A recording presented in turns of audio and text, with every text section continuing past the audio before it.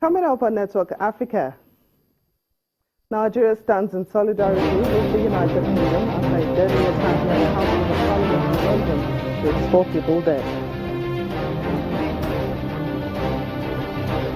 The head of the International Organization for Migration offers support to Libya in a bid to improve conditions for migrants.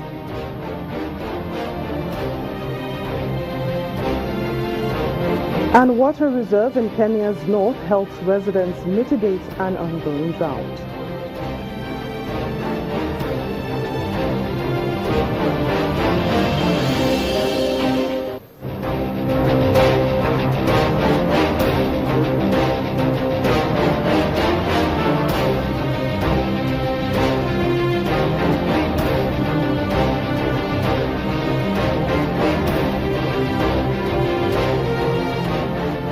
Welcome to the program. I'm taking talk with Fagbemi. Nigeria's President Muhammadu Buhari has condemned yesterday's terrorist attack in London, which killed 4 people and injured about 10 others near the Parliament building at Westminster.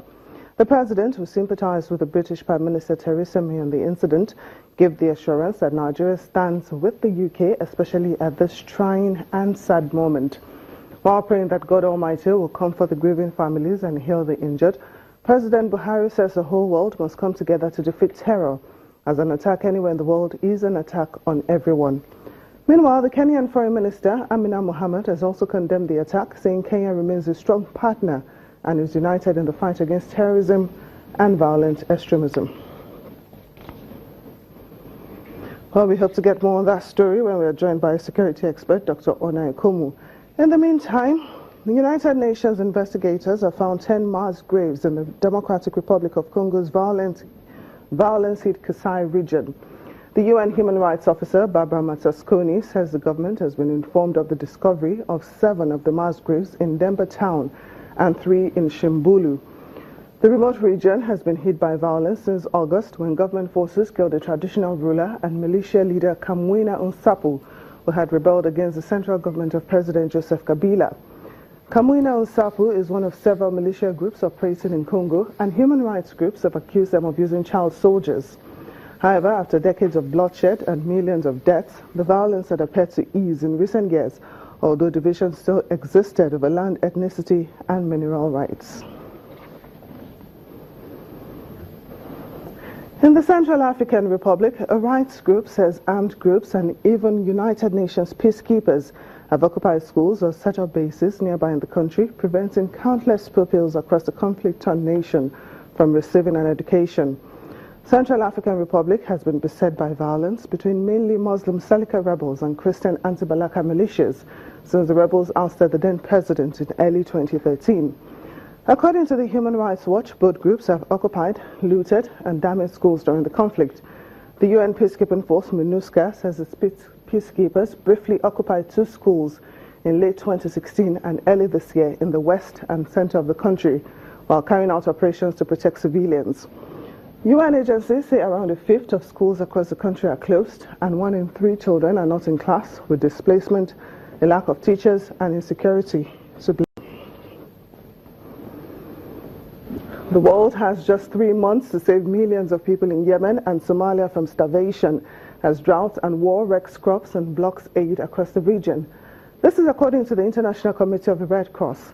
The agency says it needs nearly $300 million to fund its work in those countries and other trouble spots in South Sudan and northeast Nigeria.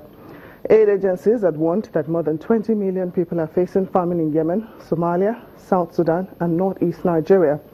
The ICRC appealed for $400 million for its operations in the 4 countries this year, but has only received $100 million so far. This is not business as usual.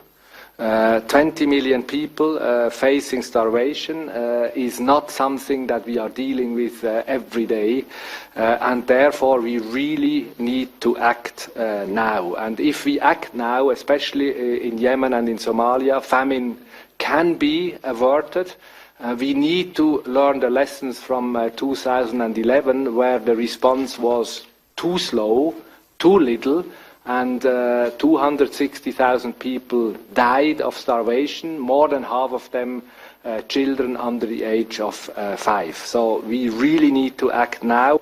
I would say we have probably a window of 3 months during which large amounts of aid need to be distributed in order to avoid a worst case scenario. So we have kind of the perfect storm now, where protracted conflict is overlapped or is exacerbated by natural hazard drought, in particular in the Horn of Africa, which is leading to that situation that we are facing now. In North Africa, the Director General of the International Organization for Migration, IOM, William Swing, says that the organization wants to help the Libyan government improve conditions for migrants in the country. Swing met with Libyan officials at the Foreign Affairs headquarters in Tripoli and told them that his organization could help with the upgrades after visiting one center that he noted was very crowded.